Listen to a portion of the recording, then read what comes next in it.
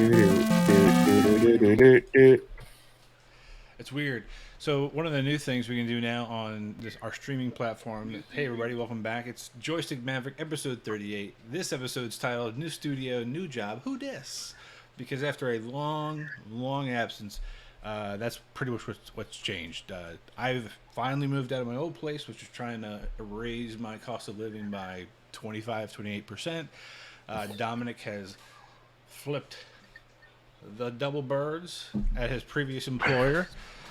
Generously, I might add. I'm pretty sure you mentioned it last time. A 30-day notice. 6 weeks. So more than 30 days. That's unheard of. That's very generous. I think 45 days I thought is so. more than enough time. It obviously wasn't. But we got a new gig. I won't say who or where because I don't want to incriminate you, bro. That's your job. Yeah.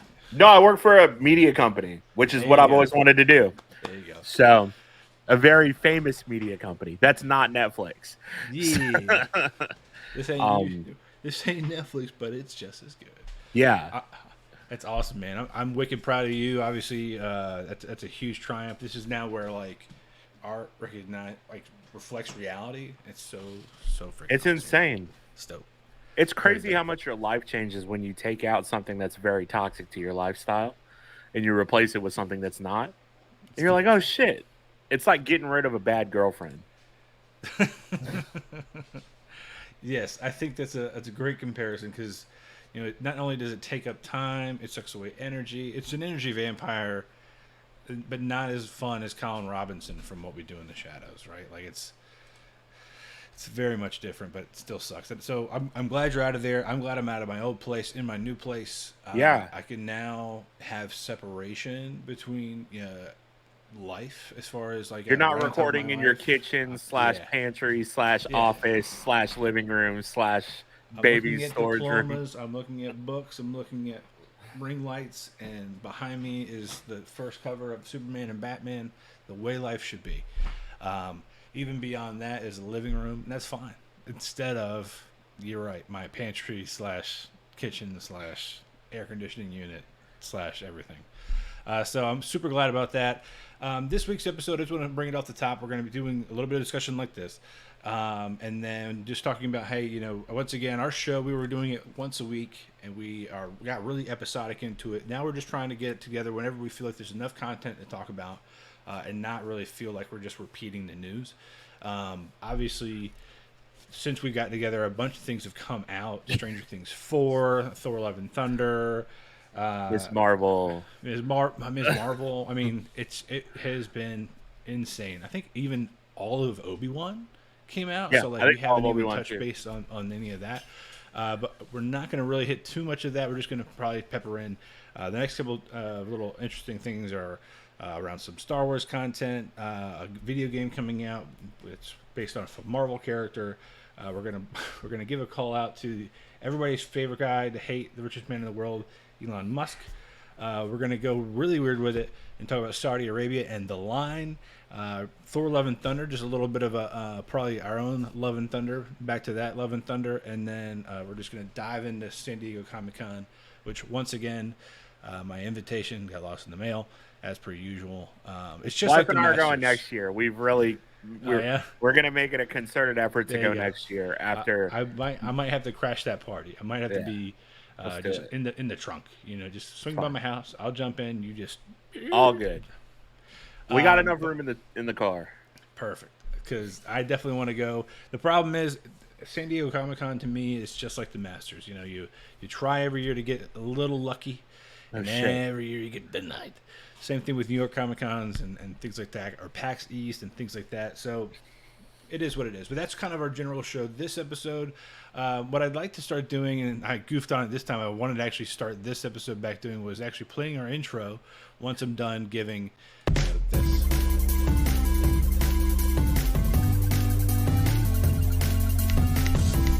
That way we can do our little dance, You can just see it's kind of like...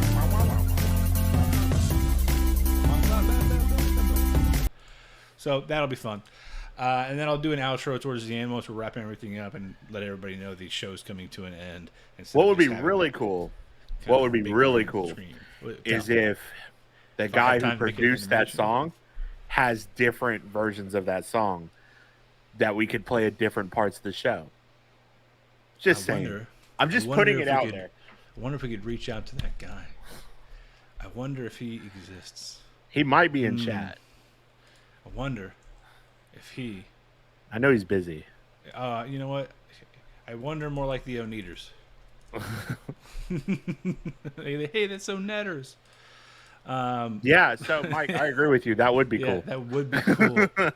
Producer of the show, Michael Mahaffey, as always in the comments. So please jump in here, say hello. While we're doing that, I'm going to actually just really quickly say, hey, Dom, if you got it, please do it. Go on to Twitter and share a link to our show. I'm actually going to go grab a link to our tweet, throw it on Facebook, and even just now so people can kind of see the live stream, maybe watch it tomorrow. You never know. Somebody might watch it. Watch it whenever. Yeah, I think we've hit a critical mass of we've got enough episodes that we're still doing it. Here we are. We took a hiatus. We could have quit. We could have fade to black, as they say in the movie business, but we didn't. We refuse. Lord knows, the world tried to make us do it. I mean, it threw everything at us. I'm trying to think of what happened since the last time we had a show, and we've had friends pass away, and people moved, and people quit jobs, and people started new jobs, and people get sick and shit like that. My kid turned 1 year old. I moved over the 5 to 6 weeks out of my old home into a place no less than a quarter of a mile away, and it was probably the most tedious. It definitely sucked. Hey, everybody. Check out tonight's episode. I don't know what the fuck's going on with my camera, but it keeps going in and out of focus. And if it does keep doing that, then I'll switch to my Logitech camera. Blam. I hope somebody sees it. By the way, one of my favorite thing that Facebook kind of does and Instagram does is it goes, oh, that person hasn't posted anything in a while. I'm like, sweet. I could be posting anything I want to, and you might actually be forced to look at it. So that's amazing. But that's really kind of wrap things up. I do want to, before we get too much further, I did it last time. I forgot. And the time before that, I forgot something else. So I'm going to say it all right now. Our anniversary episode, I mentioned a bunch of people that are on our show last year, and I was really, really happy about it. And I felt good. Felt good coming off it. And no shit, 2 episodes earlier, we had a special guest, Chris Short, that was on the show, and I fucking didn't mention him. So I want to say thank you to Chris Short. Big shout out. The next thing, didn't mention our sponsor last time, although it's right here for those watching at home. So that's definitely a little bit oopsies. But this week, the same episode is brought to you by Joystick Maverick. Sorry. I'm hearing my echo. I'm hearing my echo on your side. Do you have headphones? Oh, all right. I do not have headphones in. I don't know why it just started. Hang on. I was like, man, I sound great. Let me just keep talking. So this episode is sponsored by Tough Wraps. Visit toughwraps.com and use code Joystick at checkout and get 10% off your purchase of supplements, apparel, and gear. As always, stay tough. Yes. Dude, you look so crystal clear. Is that a bassinet behind you?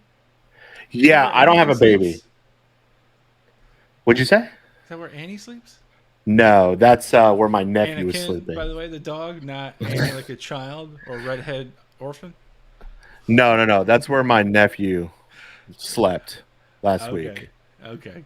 I was like, dang, that's a new piece of furniture there, my guy. I was like, that's a different looking foosball table. But yeah, I don't have a baby. No babies. No kids. Not no plans. Needs a man. Nope. I look more tired than I did last year. I want to go to Comic-Con. Yes, Comic-Con. Yeah, exactly. I gotta ask permission. But on top of that, let's roll into some interesting tidbits, some little things of the week or this past several months that I think we should kind of pepper on. The first one being a tweet came out that announced that Star Wars Knights of the Old Republic has been delayed indefinitely. Jason Schreier, whatever. Schreier? Is that how you spell Schreier? Yeah. It says it's delayed indefinitely. Bloomberg has learned that evidently developer Asper has abruptly fired 2 directors this month and told staff that the project is on pause as it tries to figure out what comes next. That's not great. That game's never coming out now. I don't think. I think that game's done, which is upsetting because it looks really cool. It's definitely toast. I think, once you kind of have a big indefinitely delayed, that's just getting scrapped. I mean, money being sunk in as it is. They had a really cool cinematic intro to it, I guess, and that'll just be the last thing we see about it. But it was fun while it lasted. Also, we heard that Black Panther is getting its own open world game. How about that? It's a single player. It's set to receive the same kind of treatment as Star Wars Jedi Fallen Order. That's wild. To me, that's probably the most exciting game that I hope does not just get kicked in the shins like Knights of the Old Republic just did. Probably having those topics back to back might not have been great for delivery.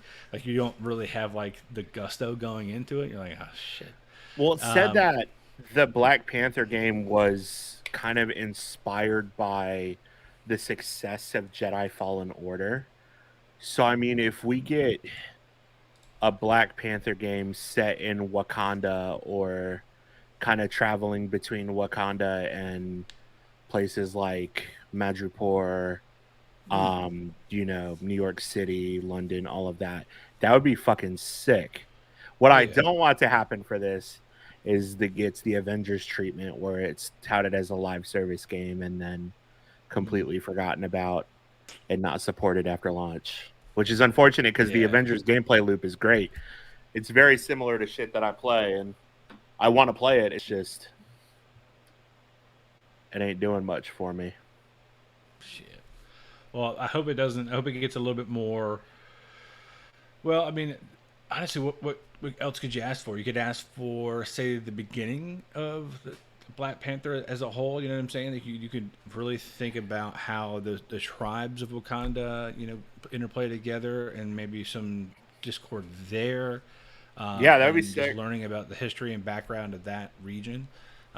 It's as we will mention later, it is one of the most powerful countries in the world, and their queen has lost everything.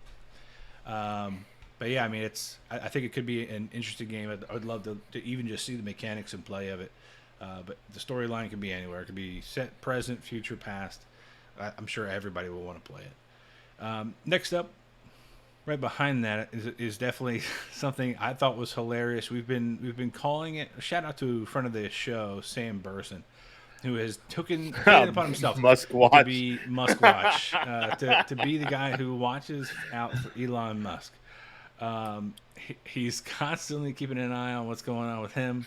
But now I gotta pull up his rant that was so great the other day because it's just worth discussing. We were asking about hey, what's going on with Elon Musk? This dude's crazy. And let me see.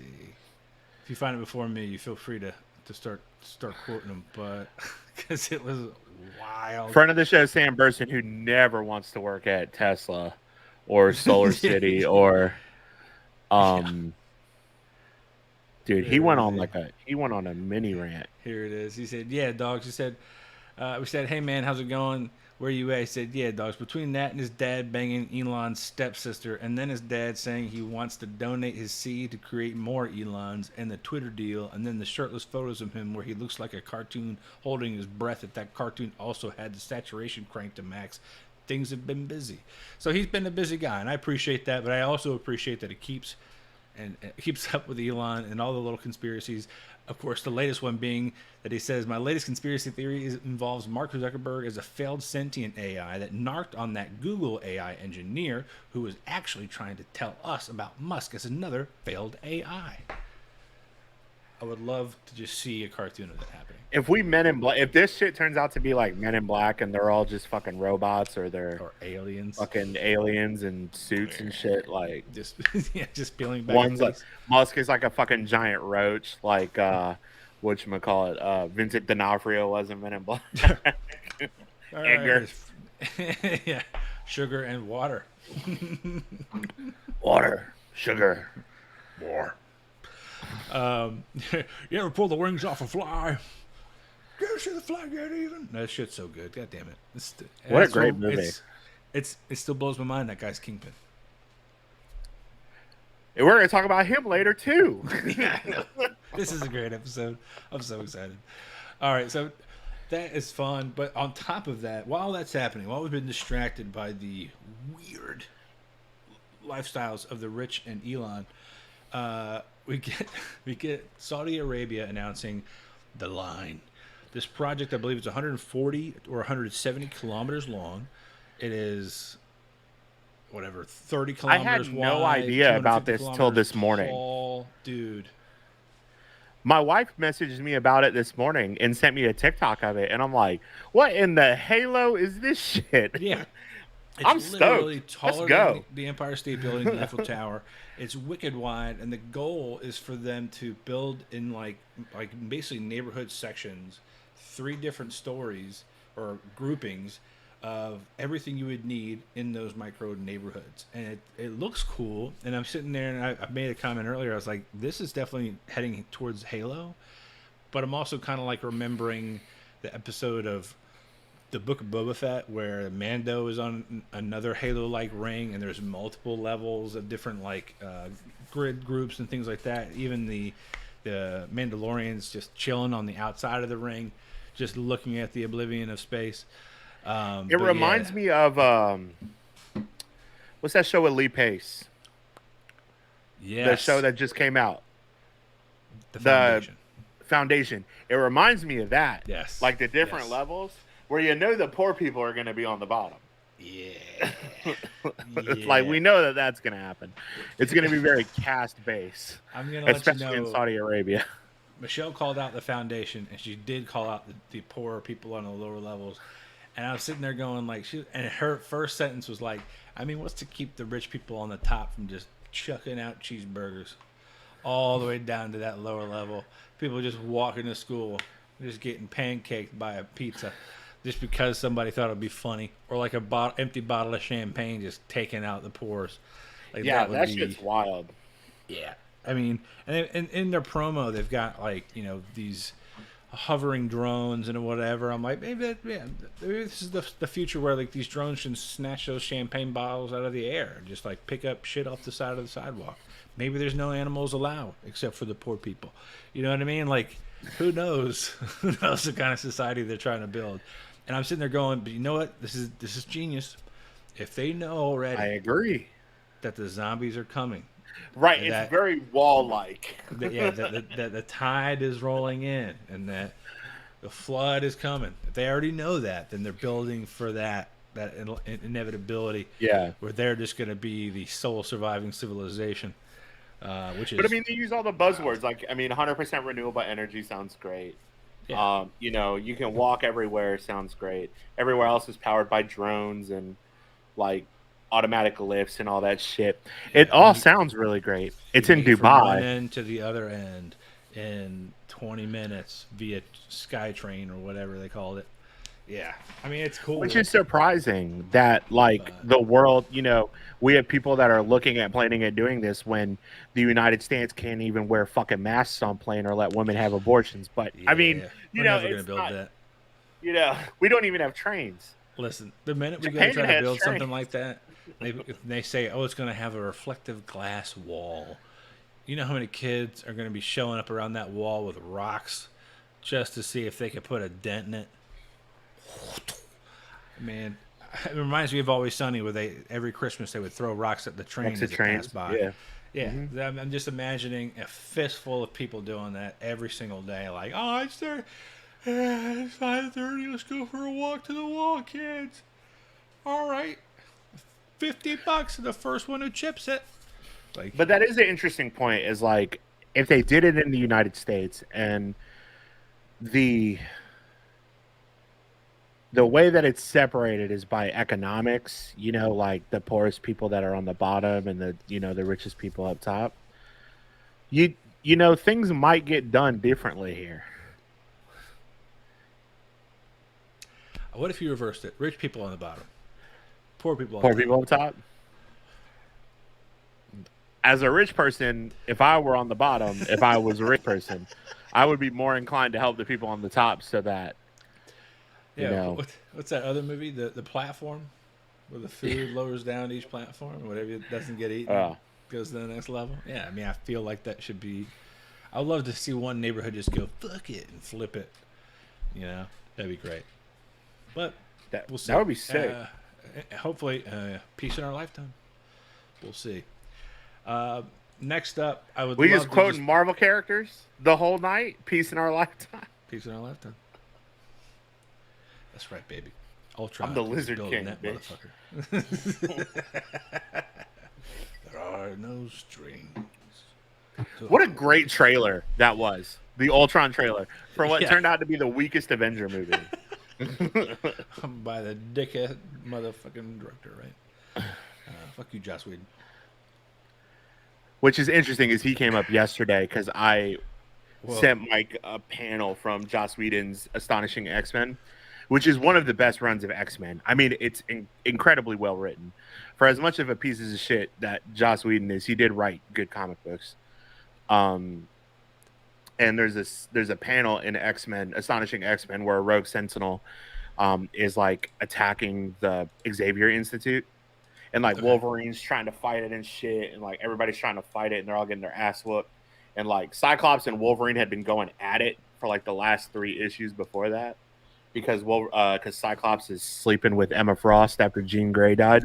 That's right. And Wolverine's like, you don't actually love her, blah blah blah. And I'm like, dude, get out of your feelings, Logan. We get it. Like we get it. You liked her.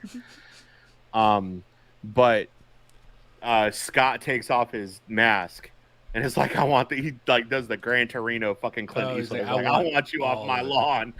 And just fucking the next panel's just red.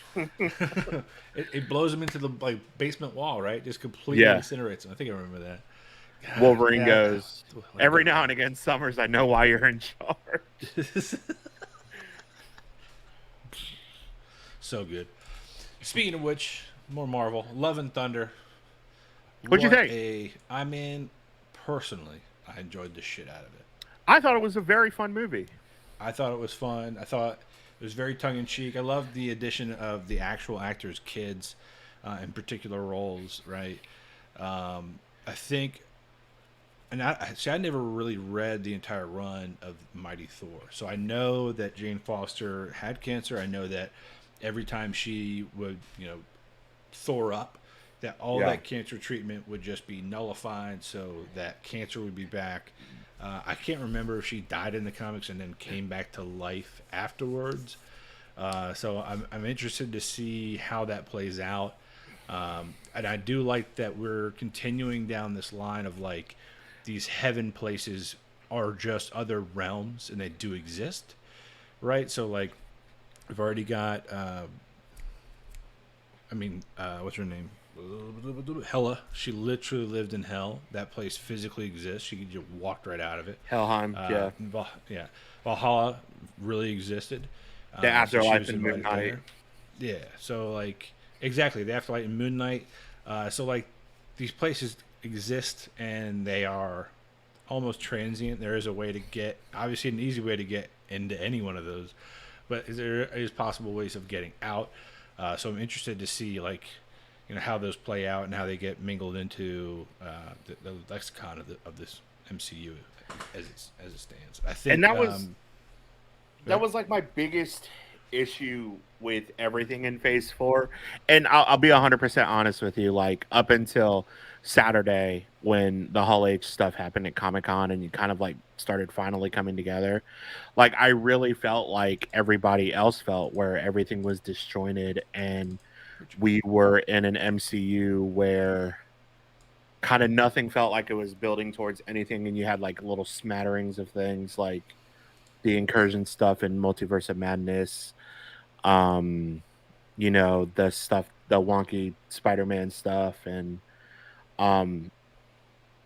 but what I really liked about Thor Love and Thunder was I really, really enjoyed Christian Bale's performance as Gore.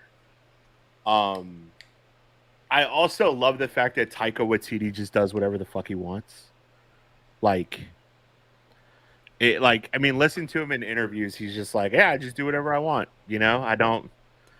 I don't listen to anybody. I just make what I want to make, and I absolutely respect that. No, you're right. I think what was one of the interviews? She's like, I just don't care. Like Jojo Rabbit, I didn't have plans of playing Hitler, but look at me. I'm a brown supermodel, and I couldn't think of anything that would make him hate things more. Like his whole thing about Blackbeard was fucking hilarious. Where he's like, I watched something about Blackbeard. He sounded like Stephen Merchant. I tried to talk like that. I was like, nah, fuck it. It's just too hard. So I played him as myself. He nailed that accent. He did. Right. He did. He went right up to it and did really kind of nailed it. Like, that was so good. And he's like, nah. So, fuck it. I'll just play him as a Kiwi. And I think my favorite little bit about this movie was they were revealing it to an audience. It was him, Tessa Thompson, and Natalie Portman, and somebody in the crowd was like, "How gay is this movie?" And he looked over at Natalie. He was like, "Natalie, you want to tell him?" And she's like, "Really gay." He was like, "Super gay," and then went on. That was the best. That's I would love to touch on that topic. How like people got all butthurt, man, been out of shape because people were gay, or not gay enough. Like right. That is the thing. Like it's like you can't please anybody. It's like he doesn't like the fact that how the Rock's procreate is all the Rocks are men. So like there's no right, but there's like a plot hole because he had a mother in Thor Ragnarok. But and then like Valkyrie didn't get enough screen time to where she was finding her queen or whatever. And I mean, I get it. Like, I mean, I get that was early marketing for this movie, was that this story was going to be about Valkyrie finding someone and all of that. But, I think that COVID had things pivot. I think that, I think this is the last hurrah for Natalie Portman. I don't think she's coming back. I don't think she wanted to come back anyway. And I think she came back just because of Taika Waititi. I think that was what she said. Yeah. So I don't I'm see getting her. A lot of that from a lot of actors that he is just so magnetic. I mean, Christian Bale even admitted it. Like he's like, I don't even know what a Marvel Cinematic Universe is, and I'm like, all right, cool. Like, I mean, that's cool. Yeah, I think one of his act like you want to be here, bud. It was like I literally finished rapping for a film where I was forced to lose all this weight, and I looked at a picture of Gore, the God Butcher, and he was jacked. He's like, there's no way I'm gonna be able to do this, and there's no way I'm wearing a G-string. And Taika was like, we don't have to. Nah, we'll just play it how you look. Again, it's Taika fashion. He could have just been done shooting fucking that movie where he played the vice president, where he was like, he put on like 60 or 70 pounds of fat. And Taika Waititi been like, yeah, fuck it, we'll just play it how he is. What was it called, Cheney or some shit? Yeah, he just Vice. It was called Vice. Yeah, Vice, it was about Dick Cheney. Just like you just play it like fucking that, dude.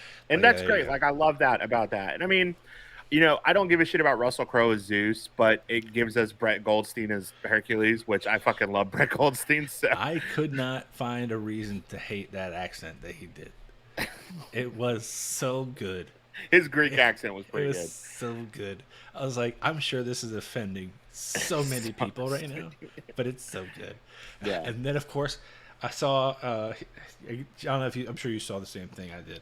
Brett Goldstein evidently was like, "Hey, Mom, you gotta go back and watch Thor 11." Typical Brett Goldstein fashion. Because she didn't watch the end. He's like, "You gotta go see it again," and she's like, "Okay." He's like, "You gotta stay after the credits, though." And she's like, "All right." And she goes, "Oh, cool, Russell Crowe's in it again. I love him." And he's like, "Look at the fucking screen." And she's texting. Because he doesn't say anything. He's just Roy Kent. Yeah. It's funny is that that happened with Pedro Pascal and Oscar Isaac with Into the Spider-Verse, because Pedro Pascal went to go see the movie and he's like texting Oscar Isaac at the end of the movie. He's like, "Are you in this movie? Like, you told me you were in this movie." Oh, and he plays Miguel O'Hara, 2099, and he's in the end credit scene. That's right. He's like, yeah. What? Oh, I love that. Great. Shit. But yeah, I liked Thor: Love and Thunder for what it was. just miss it entirely. Yeah. But yeah, no, it was, I did like the other gods, the introduction. I love the basic reference to Jesus, which was hilarious to me. Yeah, that It was pretty damn funny. The god of carpenters is over there. You're like, what? Oh, okay. And then we got to see the rock god and all his iron throne of scissors. Who was also played by Taika Waititi. Really? Yeah. On an on a throne of scissors, because Rock beats scissors. So Yeah. I mean, and then I didn't even see it in the film, and I was looking for it. I did not see the goddess from Black Panther. What was her name? Bastet or Bast, Bastet or she's sitting in front of Natalie Portman or Valkyrie and Mighty Thor. So she was really foreground. Then I definitely would have lost it. I would have lost it. Yeah. But no, that whole film was fun. Yeah, I thought it was fun. I thought it was a good time. I'm glad that and we'll get into the Hall H Marvel stuff, but I'm glad that we're ending Phase 4 with Black Panther 2, and that we have that, and I have a lot to say about that from the 2-minute trailer that came out. Yes, sir. Yes, sir. All right, so let's do this one more time. This episode, once again, brought to you by Tough Wraps. Use code Joystick Maverick or Joystick at checkout, and you'll get 10% off your purchase. Doesn't matter what you buy. There were some actually pretty fire shirts around July 4th I really wanted. I'm not gonna lie to you. And there's a couple of different shirts where they do what we've done with our background of our show here is the same image. It's just laid over 3 different ways in 3 different colors, so it gives this kind of blurry effect. I saw somebody, I'm not going to point out if somebody stole my little design tweaks, but it was the same exact thing, but it was too far apart to make it look blurry, so it's just like 3 different. It was weird. A little weird. A little borrowing. Suspect. You sponsor our show, and then I see you later. But anyway, no, it's fine. Great sponsor. Happy to have him. I can't wait to pull up with our guy, AJ McCullough, soon and reconnect and get some more deals. Hopefully we can get a better discount for you out there. Maybe give away some free stuff. And that should be pretty dope. Our main topic tonight is San Diego Comic-Con, right, Dom? I mean, it was a whole damn weekend, holy shit, dude. I mean, we had stuff come out Thursday till Sunday. And then Sunday still. Like... where do you want to kick it off? You want to kick it off with like some of the smaller things that were shown, and then we can dive into like Lord of the Rings. The Rings of Power had a panel. Yes. They showed a new trailer. That shit looks fucking amazing. I don't give a shit that there are black elves and black dwarves and the fucking dwarf women's don't have fucking beards. Like, I don't give a shit. It looks awesome. So that's a great spot. That's one I left off the list, not on purpose. And the other one was, of course, the new Game of Thrones. The House of the Dragon also looks very cool. There's like 19 dragons in it. Yeah. It looks amazing. I'm curious around how in this first season they're going to be doing the timing reference, because obviously the Queen. It takes place all during times. Yeah, like So there's a TikToker. Her name's Cat Lady JJ, and she's like Eastern European. She reminds me of a coworker that you, me and Mike used to have. That was a manager for us from Serbia. Talks like her and everything. Yep. And she's like a massive Game of Thrones fan, and she like breaks all of it down. So I watch her stuff, and I feel like I'm gonna need to keep watching her stuff during House of the Dragon, because she's like saying all the names like Aegon and Rhaenyra, and so they're I didn't know pronounced that the Targaryens and the Targaryens and what's the other one with the Valerians were different people. I thought they were the same people, but they're not. Yeah, that's wasn't the Valerians the people that started turning to stone, right? Like apparently, Valeria, yeah. So I mean, there's so much to that. That's gonna be cool to see, like that civilization, which was just ruins in our first iteration of Game of Thrones history. If we could keep the incest and the rape to a minimum in this show, I don't know if that's gonna happen. I don't think so, based on what the fucking showrunners are saying, and they're like, we're Based staying off true to the of source the material. high search results on Pornhub, I doubt that's what the universe or this I world wants to see. That's Gross. the only problem I have with it. And it's like, gross. The hyper violence is one thing, because that's what's turned me off to The Boys, and that's also something that came out while we were away. Yeah, left that off the list, didn't I? Jesus. Yeah, the whole season 3 of The Boys is just like, I can't get behind the hyper violence of it, and I'm just like, Anthony Starr doesn't do anything for me. Every video of Anthony Starr, he looks like an asshole. He's just plotting the murder of whoever's speaking. And it's usually Jack Quaid.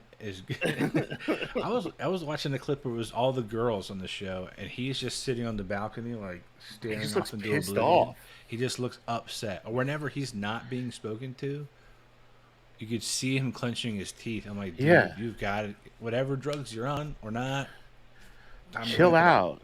And no one forgot that you beat the shit out of a fucking bartender in Ibiza, Spain. Like, you're an asshole. So aggressive with social media too. Like, I hadn't heard anything from him in his account because I was curious if he was going to start chirping it once the season came out, and he was full on pretending like he did not just straight up Homelander in real life somebody. And I'm sitting there going like, dude, you're not reading the room. Yeah. Like, read the fucking room, dude. Like, this is the point where you're like, I apologize. I get lost in this character. My actions, whatever. Like, crazy. And there's a lot that I like about the show. I love Jack Quaid. I love the guy who plays Mother's Milk. I love fucking what's his name?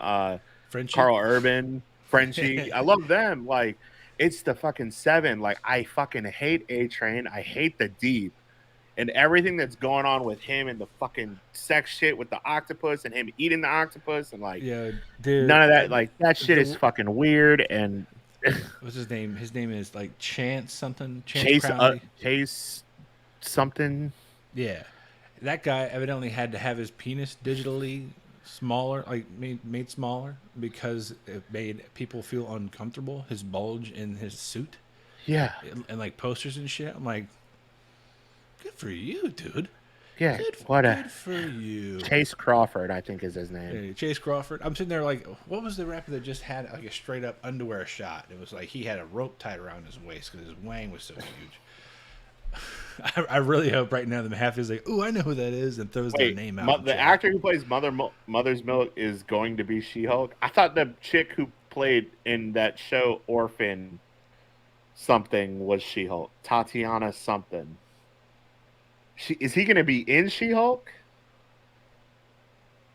I think it's in. Yeah. Mike's been drinking. It's okay. Not going to be. The Orphan Black is the main actress. Orphan Black. In She-Hulk. But I'm that curious just got what it means. But something just got announced with Orphan Black too.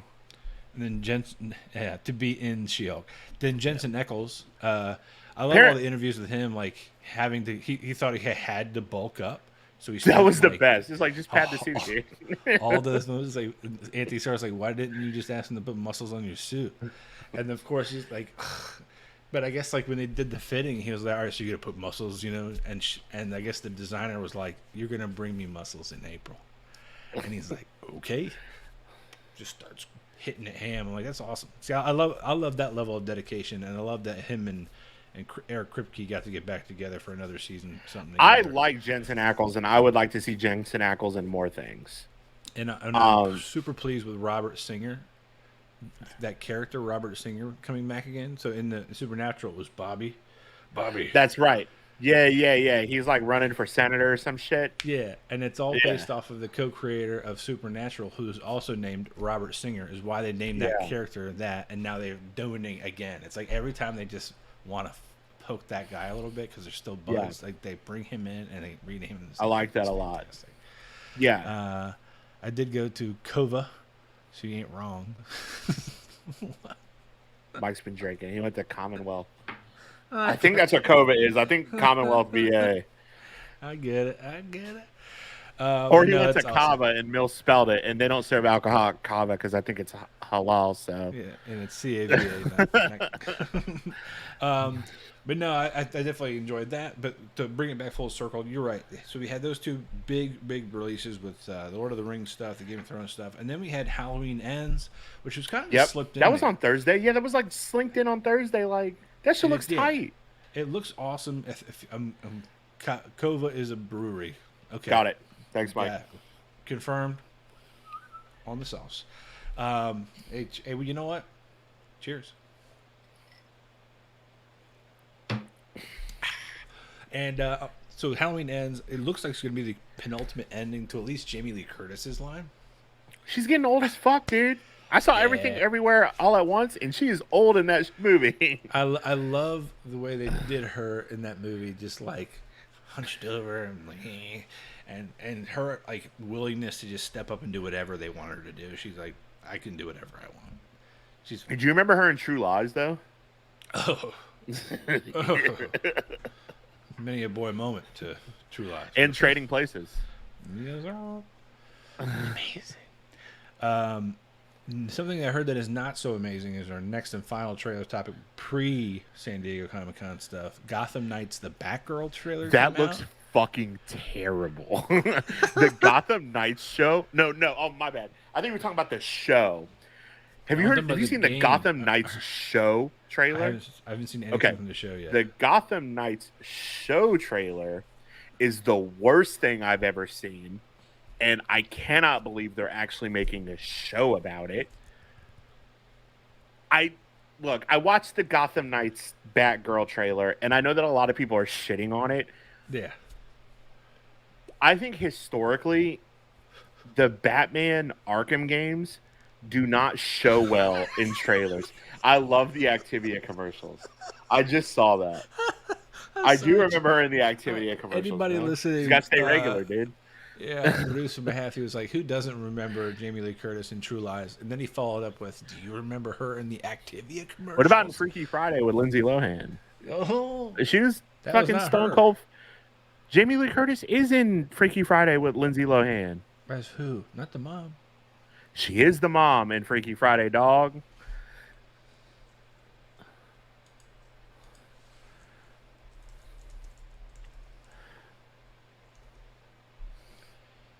Freaky Friday. You're thinking Parent Trap, dog. Thank you, brother. Thank you. No, she's She's in Freaky Friday. She's still Stone Cold Fox in Freaky Friday.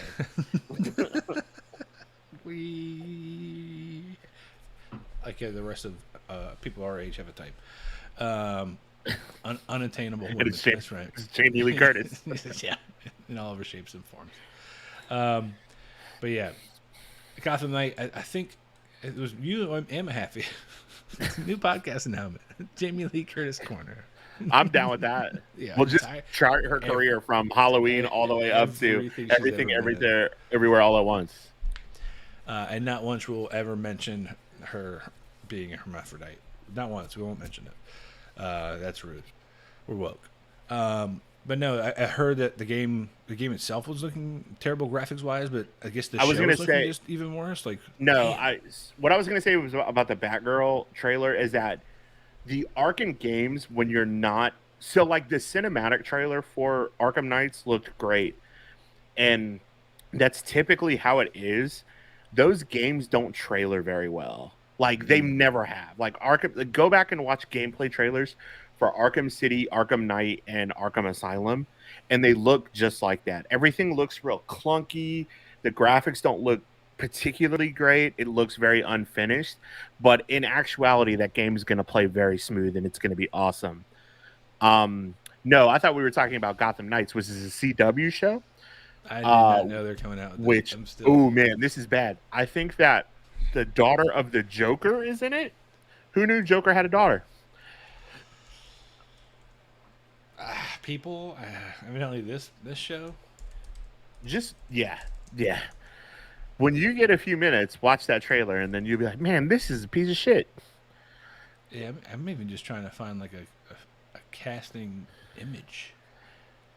TV series. It's bad. 2023. Yeah, I'm not watching any of this. Absolutely not. I'll get behind Titans. Like Titans is rough around the edges, but at least it's like pretty true to kind of like the source material and like good. And like I'm all for, and we'll talk about. I don't know, Mike. I'll be honest. I don't know that Joker had a daughter in the comics. She might. You can watch the show and you can tell us how it is, Mike.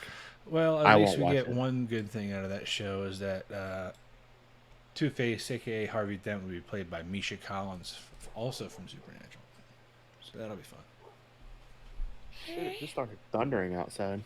Nice. Lightning struck as I said Misha Collins. It's actually God. I love Misha Collins.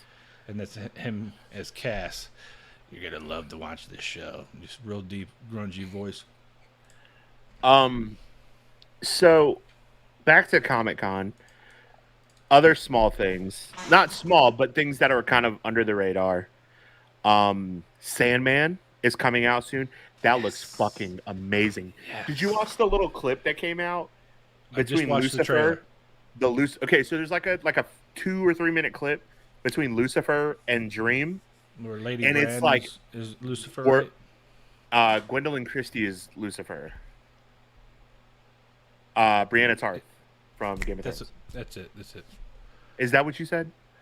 I don't know if you said that. The knight, right? You said Lady Brienne. I thought you said somebody else's name. Oh, my bad. My bad. I wasn't listening. Huge ass lady. But there's like a 3 or 4 minute clip of their interaction. And it's word for word from the comic books. From like the graphic novel. Shit. I was like, this is fucking amazing. I am all about this. Oh, that's awesome. Yeah. I wonder how they're going to do the diner scene. You remember that? Like the whole chapter about the diner. Did you read Sandman? I haven't read it. Listen to the audio. Listen to the audiobook. I know that the audiobook has, James McAvoy and all these big names in it. Yeah. So Mahaffey's been pleading with me to just dive do into it, dude. It's so good. Just bite the bullet. I'll even let you log into my Audible account. I have it. No, like you log into my Audible account, you're allowed to do it. Craft. But no, man, I'm excited about what's coming. At least, and it's fucking like next week. There's a shit ton of stuff. Like we have like She-Hulk, House of the Dragon, Lord of the Rings, Sandman, and Andor, all within the next month.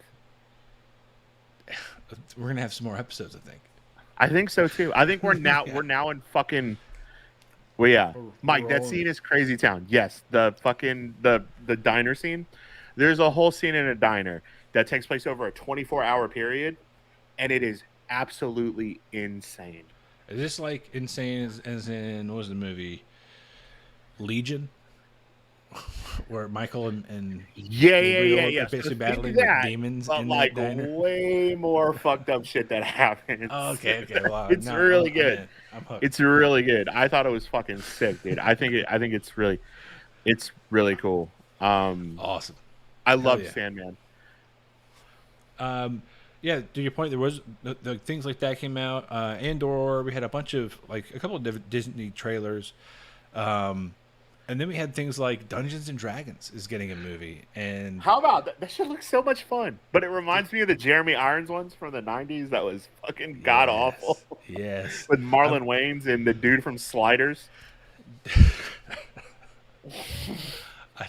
I'm sitting there thinking okay, I appreciate all the people that are in this movie. Chris Pine, Michelle Rodriguez, etc.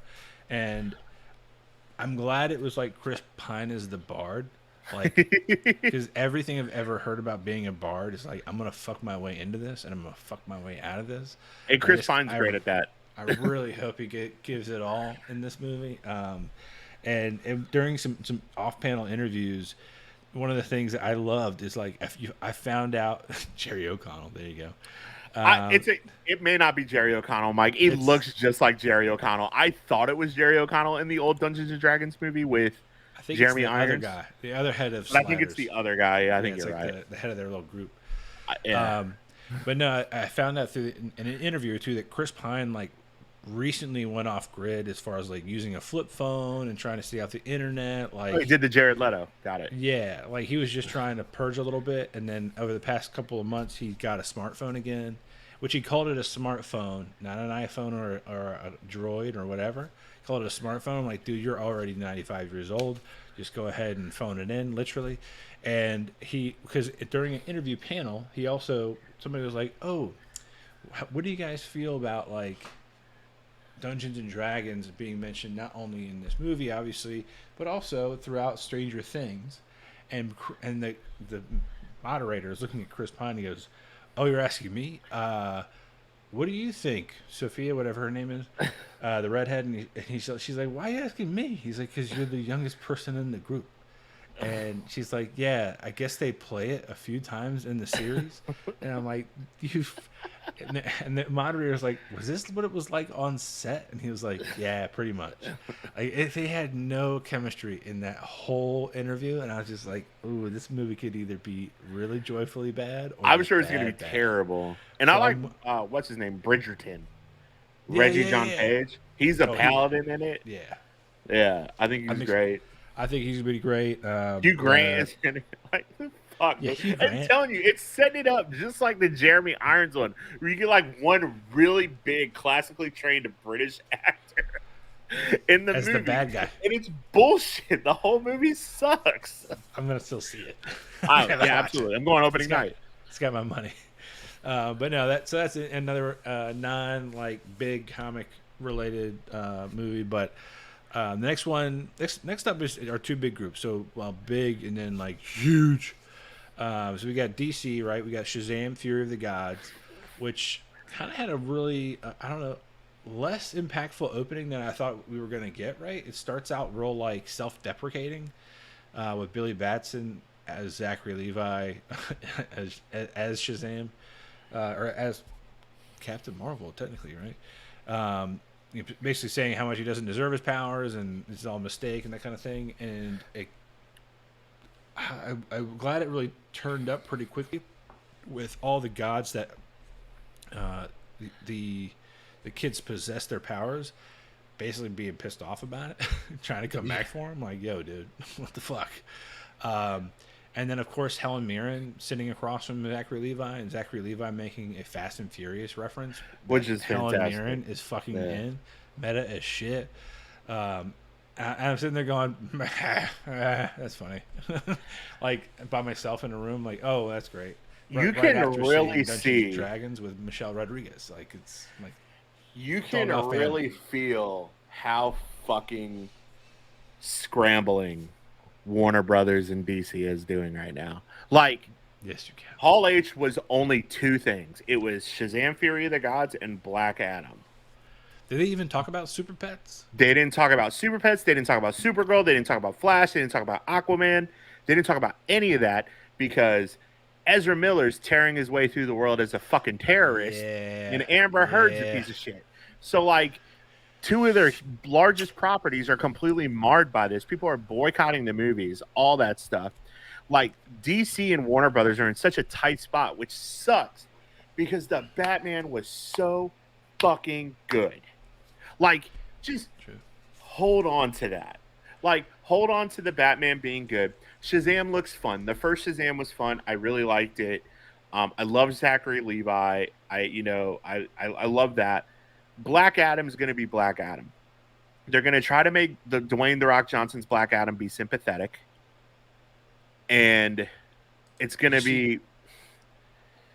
Did you see Mahaffey's comment? So WB just got Alan Horn to come out of retirement. This was what announced 9 hours ago. Yeah, basically, he's the chairperson of Walt Disney. And he's coming out in a consultant role for Warner Brothers. They're about to see. I think some shit's about to get. They're about to fucking fire and brimstone that shit. I mean, I wouldn't be surprised if Alan Horn's face gets superimposed on Ari Gold's. Just a paintball gun. Pop, pop, pop, pop, pop, pop. Where the fuck is Adam Davies? Just Lord. I can't wait to see it. I mean. That would suck if Kevin Feige jumped, but I guess he does this thing. This train basically rules his life. He cannot get off. There is no stop. He would have to just jump off the rails. Get Kevin Feige out of the picture after Kang Dynasty and Secret Wars, and then like get the mutants spun up and then pass the reins off to someone else. Yeah. I'm sure that's fine. Make fucking Jon Favreau. Like, make Jon Favreau the guy. Like, at this point, him and Dave Filoni are the Star Wars dudes. Dave Filoni's doing the fucking Star Wars thing. Jon Favreau could totally do it. But yeah, man. I mean, Warner Brothers is in a tight space. The fucking new trailer for Black Adam like looked okay. Like, I mean, it's got that Zack Snyder fucking color grain on it that everything has. They're gonna try to make Black Adam seem sympathetic, where like in actuality he's a dick. He doesn't need to be portrayed. I love Pierce Brosnan though as Dr. Fate. Yes. Oh yeah, fucking love that. I love the guy who's playing Carter Hall. Hawkman. Yeah. I mean, that's gonna be cool. But, you know, I mean, to your point though, I think. Yeah, I mean, I think that they've got to really Black Adam, man. He's not even an anti-hero. He is a dickhead. He's like just an asshole who you can call Namor an anti-hero. Like you can't call Black Adam Black Adam's not an anti-hero. That tries to fuck with his country. He is a dictator by every definition, but with power. You know. And there was this whole fucking thing about Henry Cavill showing up to like talk about Superman marketing. Again. That's great marketing. But like, you know, for all we know, that could have been the case because apparently Henry Cavill, like The Witcher, stopped production because Henry Cavill has COVID. So it could very well be that he was supposed to show up, but he had COVID, so he couldn't. And like, Dwayne "The Rock" Johnson was asked a bunch of questions about Superman and like was very coy about it and winked about it. So like, I'm sure Superman's gonna show up at some point again. Like, but I don't give a fuck. Like, this is the thing is like I don't fucking care, which sucks because like there's this whole part of the DC universe like with the Batman that Robert Pattinson did earlier this year that was so well done, and like I think that if you just like fuck everything else and just focus on telling those kinds of stories, I think DC could be successful, but like they're not going to be Marvel. To Mike's point, the only way they're going to be Marvel is if fucking Kevin Feige jumps ships and you know Warner Brother gives him full control and he's like, "Yo, I'm going to science the shit out of this. You're fired. You're fired. You're fired. You're fired," and then they go full fucking scorched earth. But I'll tell you what, I wouldn't be surprised if Flash never comes out, and I wouldn't be surprised if fucking Amber Heard's completely cut out of Aquaman. Honestly, I think. I know what I hope. I hope that they somehow use that footage from the Snyder Cut of Amber Heard getting just killed, and they just let that happen somehow in the first several seconds. Right. Her character just, she's gonzo, and then that just moves us on there. Unfortunately, to your point, the Flash, there's no, that whole movie's scrapped. It's got to be. All the stuff we were hoping to see with Michael Keaton, it's gone. So. Sorry, DC. Not necessarily true because we have the fucking Supergirl movie or Supergirl show on HBO Max, which he's going to be. Show up in that, but I mean, wouldn't it be great to have a cinematic reveal of him? Like that would be so fantastic, right? There would be a bunch of great things because they're also doing my fucking boy Green Lantern dirty because Green Lantern is one of the most compelling characters in the DC fucking universe, and nothing like. And of course, same thing with Blue Beetle. I mean, what a great opportunity for that kid. I haven't heard much about it at all. Love him in fucking Cobra Kai. Yeah, so, I mean, there was so much they could have spoke about, and they didn't. They should just turn it into a Batman movie. A Batman Beyond movie. Fucking, let's go. Michael Keaton plays old Bruce Wayne. Fucking cast a young Terry McGinnis. Like, let's do it. Who'd you make Terry McGinnis? Timothy Chalamet. I think he's too old. You wait for that kid that was in the Adam Project and is playing Percy to grow up a little more. I was just thinking that kid. That I like kid's that gonna kid. blow up, dude. That kid's gonna be kid's in great. fucking everything. Or he's gonna be the next Dylan O'Brien, and he's gonna do a bunch of shit when he's a kid and not do shit when he's an adult. He's gonna be Dylan in that O'Brien, is that fucking the guy who was recently in the Taylor Swift video, yeah, right? He's got blonde yeah. hair. Yeah, With okay. with the girl from Stranger Things. Yeah, He was in the latest episode or latest season of Curb Your Enthusiasm. Yeah, he's great. yeah. The older brother from Boy Meets World, Sean from Boy Meets World. Yeah. All right, so moving on to the Marvel panel, which is way, way better, just because of the emotional compromisation that I think it caused in Hall H and then in turn around the world with the trailers they did release. First one that I guess came out was Ant-Man and the Wasp Quantumania, where they revealed, basically Kang is in that movie. Supposedly, that's what the word on the streets is. Word on them streets. Well, they so that's gonna be announced kind of Kang already. Yeah, But but I they guess also I didn't announced- know he was going to be introduced that early in that film. So like that would be his entry point. But that's pretty awesome. You've been asking the question, where are we going with this fucking thing for a while, and now it's He Who Remains is now going to be fully introduced. That dude, what's his name? Matthews? God damn it, Jonathan Matters. One of the majors. Thank you, Jonathan Majors. That dude's jacked. He's fucking huge. Huge. Speaking of also huge, fucking Will Poulter's huge. It's Adam Yes. Yes. Fucking So- busting out of his sweater vest. I'm sitting there going like, this is Pulling gonna the be old epic. Bobby Kotick. Sweater vest with the polo. But no, that's definitely going to be awesome. I think the trailer wasn't released. There's a bunch of leaks out there. I've tried to avoid every single one of them. Yeah. The only, like I said, yeah. the only thing, and I talked about it earlier. The only thing I heard, like I read a transcript of what the script is, like what the trailer script of the trailer is, and it's like Kang is doing a bunch of voiceover, and then it's like Scott talking, and then like Cassie's talking, and then like at the end of the trailer, like, in typical Paul Rudd fashion, Paul Rudd's like, "You made a big mistake, bro. I'm an Avenger," and fucking Kang walks up and he's like, "You're an Avenger, huh? Have I killed you before?" And like, yeah, I mean, Kang is like the big bad. And I'll be quite honest, like I don't know shit about Kang. I bought an iPad today because I don't have one, so that I can do like a shit ton of comic book reading. It's literally the new. One of the So only I things bought an do on this iPad now. today and picked it up, and I've already read like 15 issues of New Avengers. So like I'm like What? completely in it right now because I want to read Infinity and then Secret Wars. Did you go big or small? I went 11-inch Pro. There you go. It's right in the middle. Yeah, so like I went 11-inch Pro. But no, Which is- to your point, even today I was sitting there going like, I need to read Namor. I really need to get and get into the origin of that character, at least in the latest iteration, so I can kind of know maybe where they're going.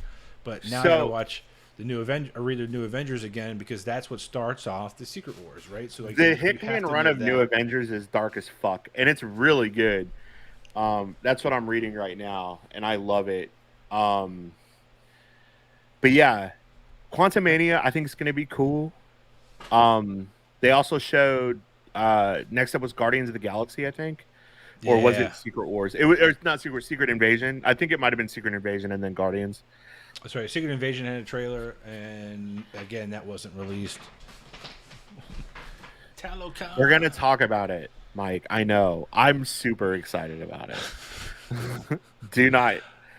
I'm gonna gush about Black Panther and Namor here in a few minutes, but So Secret Invasion, obviously, that is more about the Skrull. I'm sorry, the Skrull, and we know that Nick Fury hasn't been on planet for a while. We just don't know how long. We know that the Skrull have been around on Earth, cloned as other people. Like, so we don't know how big that invasion is. So that should be an entirely terrifying, scary movie. I mean, it seems like it's going to be a spy film from everything I've read. And when you're a spy, you can literally shift into anybody else. That makes being a normal human spy that much more difficult. However, again, I don't really know too much detail, but everybody that has been on the internet has said, "Hey, yeah, she's what's her name? Oh, good grief! I can see her face." Robin from Yeah, it's like all I'll ever know that lady is Robin. Kobe But Smulders. That's it, Colby Smulders. She's starts off in the trailer, and then somebody gets off basically walks into her in her area, and it's Nick Fury explaining he's been off planet for years now. So that makes you that lets you know, hey, guess what? He might know who Spider-Man is because he wasn't on Earth during that spell. So that might still be true. But after that trailer, we rolled. I think it was She-Hulk that was up next. She-Hulk looks so fucking good, dude. It looks awesome. It looks so girl fucking boss shit good. all fucking day, and I'm all about it. Like, and the Bruce Banner interactions and him being like, if you want to go back to your normal life, that's cool. And her like breaking the fourth wall. I'm like, if they give her character the ability to do that, this is gonna make this show so much more fun. Mike said it was based off of Fleabag, so like it was like her like breaking the fourth wall was based off of Fleabag, which was pretty cool. I do love that the aparts or the asides they have in theater, those are great. So I mean, I'm definitely looking forward to it. I guess the animation got some scrutiny in the early releases of their teasers, but to me it looks fine. I'm excited to see where it goes. I'm excited to see these different Wong, Abomination, fucking Daredevil is in it because he's at the end of the trailer. I heard on the IGN thing that Bullseye has been confirmed to be in it again. Yeah, I mean, damn, I can't get rid of that guy. He's everywhere. So I mean, shit, dude. I think it's gonna be sick. Yeah, I mean, of course it's like attorney at law, and then of course at the end of the trailer, who do we see? Another lawyer who just happens to now be wearing the comic book original yellow and red suit. And somebody goes, oh, why would you change it to yellow and red? I'm like, I don't get it either. And then someone points out, like, bro, the entire last season, Bullseye was running around in his fucking suit, killing a bunch of people. You got to change the look up. Like, nobody's going to believe you're not the same guy trying to murder. Like, also, his yellow and red suit is like one of the coolest suits that Daredevil wears. So I mean, I'm all about it. I'm all about changing up suits, dude. Like, I mean, Spider-Man had a different suit every fucking movie. So Thor, same thing. I mean, he went from an all-black suit in Infinity War to that, like, fur in Blazing one in Thor and Love and Thunder. So I get it. It's awesome. I hated his mask in the movie, if I'm being honest. I did, too. It was not good. So bad. Whoever did that, shame on you. But next up was, I guess, we skipped, kind of glazed over. It was Guardians of the Galaxy Volume 3. They announced, actually had the actor come out who plays the High Evolutionary. That's it. Who basically invented or created Rocket.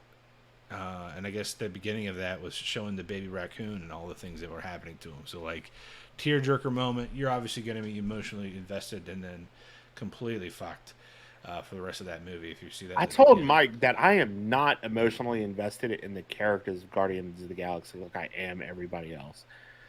I don't know why. Like, I really like those movies. I loved the first one. I really enjoyed the second one.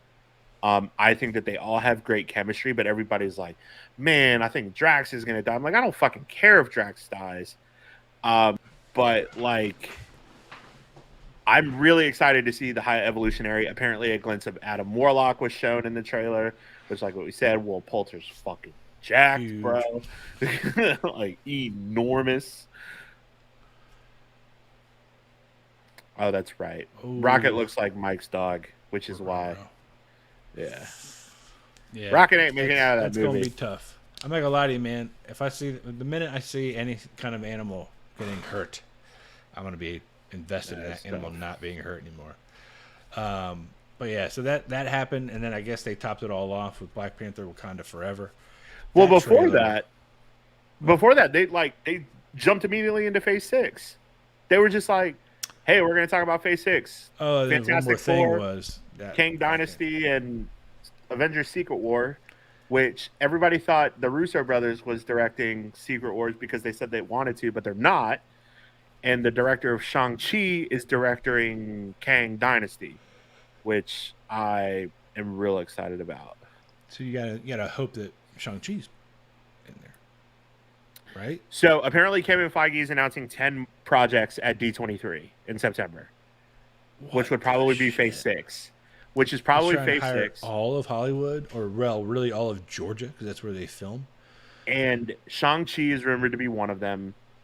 The whole Mike told me, and sent me a bunch of stuff about the whole Fox deal, that they can't recast any of the X-Men until 25.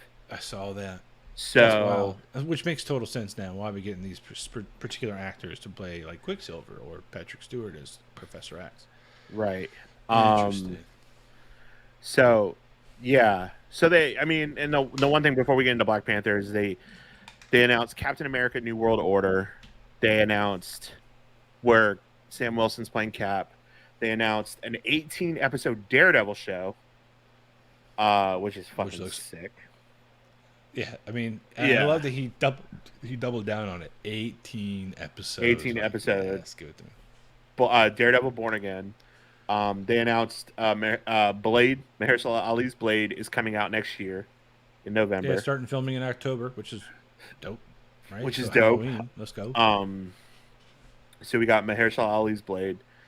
And then the other one that they announced, they showed like Agatha Coven is coming out, Echo's coming out, Thunderbolts, Quantumania, the Marvels, and then the last, like the thing that ends Phase 5 is the Thunderbolts, which is sick. I'm actually excited about Loki season 2. That too, yeah. Which is coming. So I mean, and that's next year. So like we have so much coming in the next 18 months to 24 months.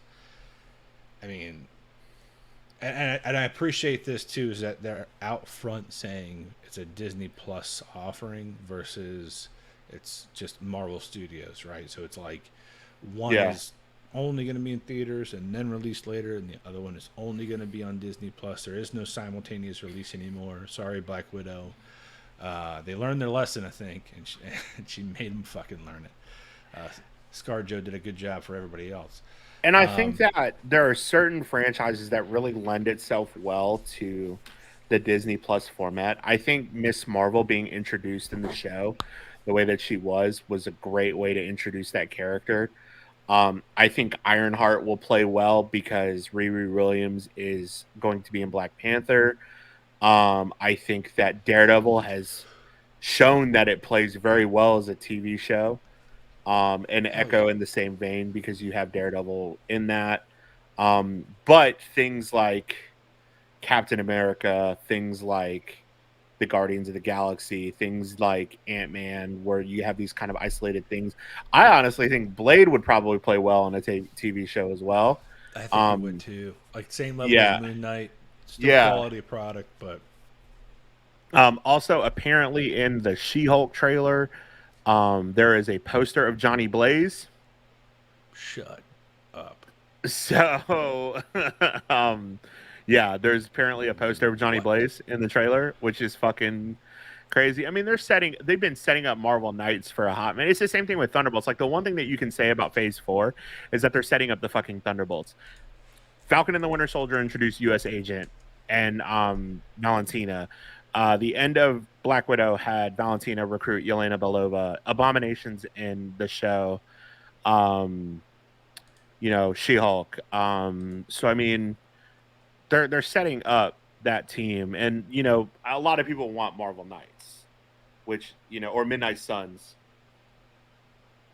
Well, there's a lot of people that think Johnny Blaze is going to be played by Norman Reedus. I don't think Norman Reedus is. Some people are winking at Ryan Gosling. Ryan Gosling said he wants to play Johnny Blaze, or wants to be in the Marvel universe. Like to me, that'd be awesome. And granted, we had in Marvel's Agents of S.H.I.E.L.D., what's his name, Rios, who was playing Robbie Reyes. Robbie Reyes. Yeah.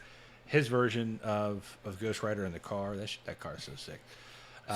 Versus a motorcycle, but I can't wait, man. I can't wait. Yeah, man. I mean, they're setting up some really cool stuff. I'm really excited about. Like, I'm really excited about the Thunderbolts. I mean, Venom is a Thunderbolt. Venom is a pretty big Thunderbolt. The end of Spider-Man: No Way Home left. Or Venom left the symbiote in. The end of Spider-Man: No Way Home. The end credit scene left the symbiote in the Earth Prime, Earth 616, whatever Feige wants to call it, left a piece of the symbiote in there. Hanging out at the bar with yeah, Danny Danny Reyes. Danny Reyes from Ted Lasso. Football is life. And then he's Venom. So awesome. But no, I mean to me, and I guess that's the other thing is like, okay, we're not going to see Tom Holland for a while, if at all. I mean, I hope he comes back, but I think if he does, it would more than likely end up being like Secret Wars, and it would be as Tom Venom. Holland, Maguire, and Garfield. But yeah, so like you were saying, the end of the Hall H panel concluded with Black Panther: Wakanda Forever. They had a traditional African band come out, play the like an acoustic theme song for Black Panther. Everybody got on stage. It was super emotional. Everybody's talking about Chadwick Boseman. And I think that, and I said this from the beginning, my hope is that the movie opens with a funeral for T'Challa. And in the trailer, it opens with essentially the funeral for T'Challa. They're all in white. Yep. You have No Woman, No Cry. Like a kind of a cover of that, who's covered by, I can't remember, I think Thames is the name of the artist that covers it. She's Nigerian. And that trailer hit so many different fucking things for me. I loved Chadwick Boseman as Black Panther. I think there was a lot of uncertainty around this movie, especially everything that was going on with Letitia Wright, and the vaccination stuff, and the COVID stuff. So there was a lot of uncertainty about how this movie was going to play out. And if the movie is anything like the 2-minute trailer that we saw, this movie's going to fucking blow it out of the water. I mean, I've said that there's been a lightness to the MCU for the last phase. I mean, everything seemed to be very funny. Thor: Love and Thunder was very comical. Even Doctor Strange in the Multiverse of Madness, where there was some serious notes behind it, was also still a lot of peppered in comedy. Loki had that. Moon Knight for a lot of that had that. The only other serious one that really kind of was serious through and through was Black Widow, and Eternals. And but this movie, you get the T'Challa's dead. We don't know why he's dead. We don't know what happened. We see the birth of Namor, and Mike mentioned it earlier, is that they're not doing Atlantis, which I think is very smart for Marvel to distance itself from Atlantis, especially with everything that's going on with Aquaman, and also giving Latinos and Hispanic heritage kind of its due in the MCU, because we haven't had it yet. I mean, what Chadwick Boseman and Black Panther 1 did for the African American community and giving them a superhero in the MCU. I mean, Namor, by no stretch of the imagination, is a fucking superhero. I mean, he's more of an anti-hero than anything else. Right. And he's also a dickhead, much like he's also a huge dickhead. But, they're making and the actor Tenoch Huerta, who's from Narcos, who's Rafael Caro Quintero in Narcos Mexico, and he's incredible.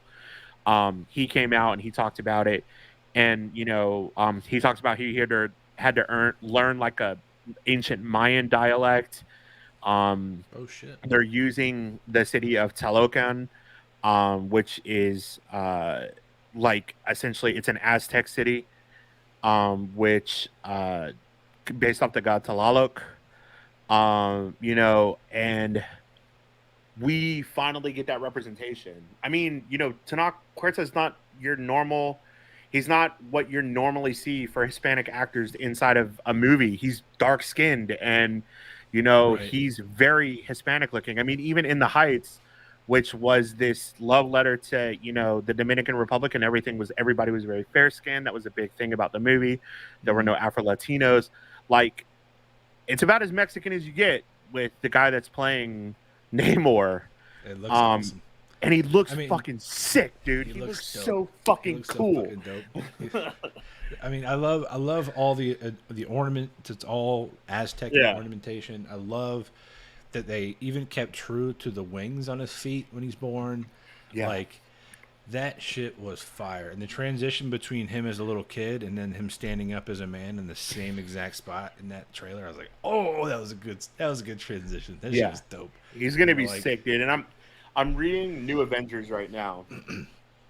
Because I'm trying to get into Secret Wars, and there's this fucking blood feud. Because like, there's this blood feud between Namor and T'Challa in New Avengers, and like, it takes place after like Atlantis flooded Wakanda, which looks like it's gonna happen in the movie. Yeah, we saw the throne room, and like, basically, you know, all of that happens. So it's like, I'm seeing this happen in the comic books, and like, there's a scene in like earlier in the comics where like, because Shuri's the queen of Wakanda in the comic book, and T'Challa's the king of the Necropolis, which is like the Valley of the Dead in Wakanda. And like, I'm curious. Namor comes in and he's like, "Hey, I'm gonna, you know, I want peace." And T'Challa's like, "I'll go to Shuri, but you know, she ain't gonna be about it. Like, you killed a lot of us." And he goes to Shuri, and Shuri's like, "Absolutely not." And then like, T'Challa calls Namor back, and it's kind of like that. You know, I'm gonna call you back so that you're not there to defend your city. And then like, Wakanda attacks Atlantis, and like kills everybody. And then Namor comes back, and then like, Namor like makes a deal with Proxima Midnight, and he's like, "Oh yeah, the Mind Stone, it's in Wakanda. Send all of the army over there." And it's not. He's just like, "I'm gonna kill all those fucking dudes." It's nuts. And like, I really hope that they do Namor justice. Like, they really give him like that. He's arrogant. He's the first mutant. You know, he's like this rash, hot-headed, like insanely strong character, and I'm just like, I'm so excited that he's in there. I want to know who's wearing the suit at the end of the trailer. You know, people are talking like Killmonger may come back, but in the ancestral plane to whoever becomes Black Panther, like, he's going to be waiting in the ancestral plane, right? Because his body was buried at sea, right? Yeah. So I mean, in the film, so that's just wild. Who knows, man? And like, people are talking like Doom's going to show up in the after credit scene. Because Doom's after the vibranium in Wakanda, shit. And like, you have all these like these soldiers and everything that don't look like they're associated with Wakanda or Talokan, and like, you're like, all right, cool, Doom might show up. I mean, because they got to Von Doom dropped in like Moon Knight and on the side of the packaging and stuff like that. So like, because I mean, you have to start introducing these characters now, because like, their timeline is super aggressive. Like, my guess is Kang Dynasty might come out in 25, but I'm guessing that Secret Wars isn't coming out until 26, at least. Unless those movies get pushed out. It'll be within a 12-month period. Yeah, it'll be a 12-month period, but my guess is that movie, it's going to be split just like Endgame and Infinity War was. And they may even change the names, because, I mean, you remember when Infinity War was initially announced, it was Infinity War 1 and 2. It wasn't Infinity War and Endgame. Right. But this looks sick, dude. The switch up to Kendrick Lamar, like, I'm going to see Kendrick Lamar on Tuesday. So smooth. I'm so smooth. I went from feeling real crying, like real like, to like, yeah, like, you're ready. Shoulders, you know. Yeah, I was like, man, I found rhythm in this trailer just now. Yeah, my whole life I never had it. Now I do. It's incredible to see like representation of. I mean, like, I had a discussion with a friend of mine recently about it, and I was like, this is how I felt watching Into the Spider-Verse, and I grew up, you know, mixed, Black and Puerto Rican, and Miles Morales is Black and Puerto Rican, and Miles Morales, like, I didn't have Miles Morales when I was a kid. Like, imagine being, you know, if I was 9, 10 years old and had a Spider-Man that looked like me, whose family's from New York and all of that, like my family. And now we're finally getting like, all right, cool.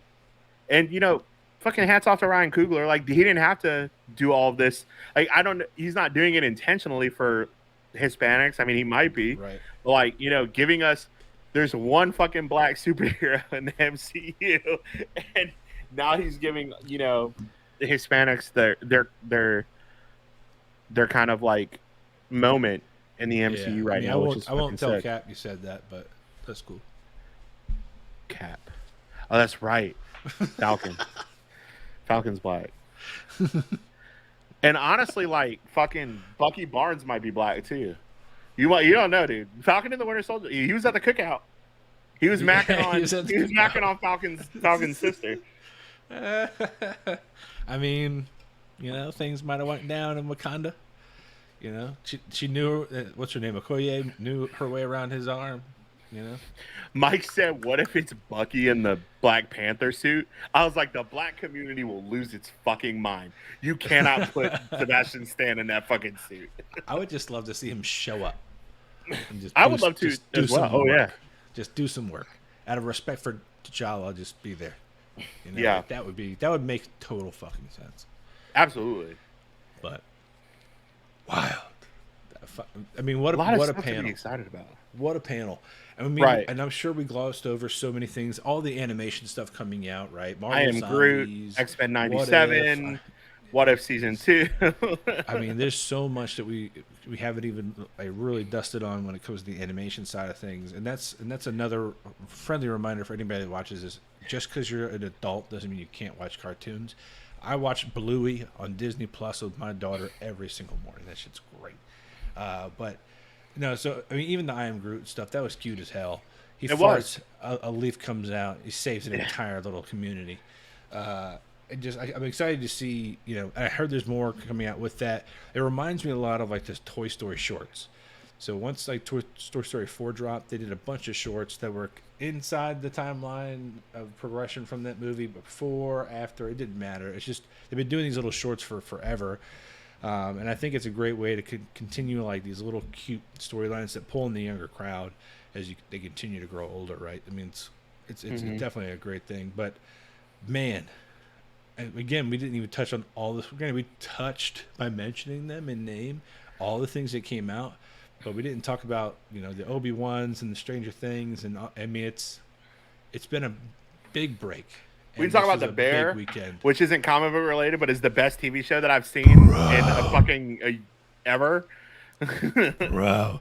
All right, so I'm not by any means a cook. I have waited tables, so I'm aware of culture inside of a restaurant, and I'm an avid YouTube student of the culinary arts. I will watch everything that I can that seems kind of entertaining for me to learn from, binging with Babish to even Guys Grocery Games. I will watch those shows. I will learn from these cooks, and the attention to detail, the mise en place, the calling everybody chef, and even Ben Stiller tweeting that episode 7 was the perfect episode because of its pace, its chaoticness, and everything like that.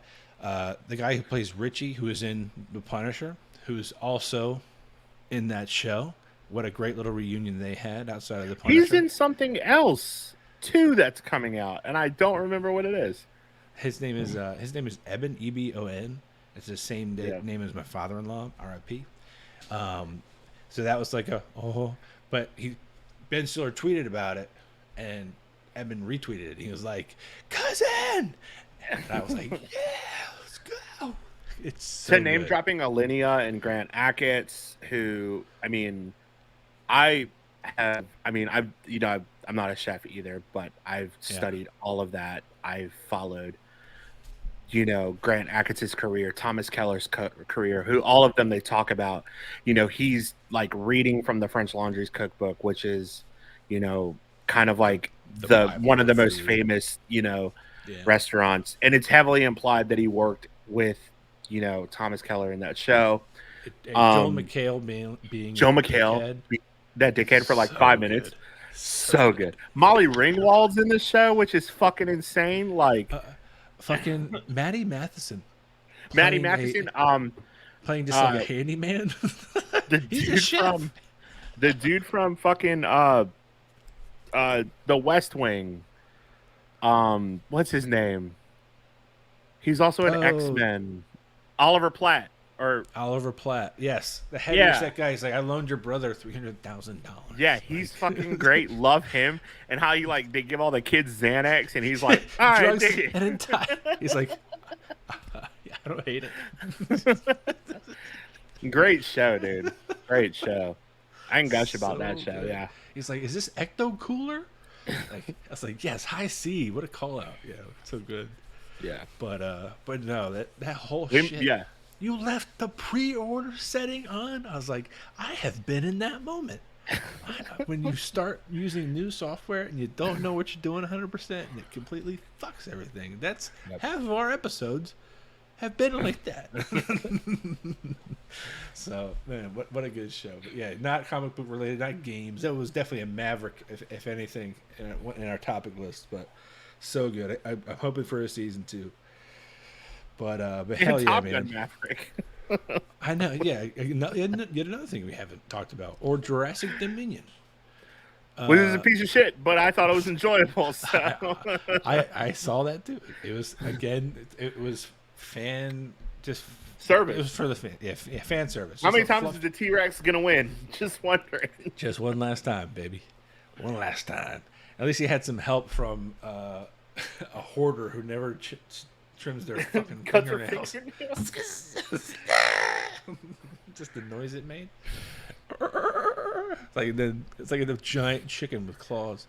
Yeah. Oh man, too funny. So much stuff, so little time. But Dominic, I appreciate you as always. Anything before we jump it off? We will be back sooner than we were gone. Yes, there we go. All right, thanks everybody for watching episode 38.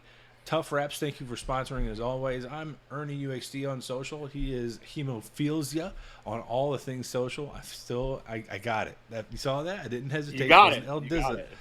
But we are Joystick Mav on Twitter, Joystick Maverick everywhere else. Thank you for watching and have a good night. Thanks, guys.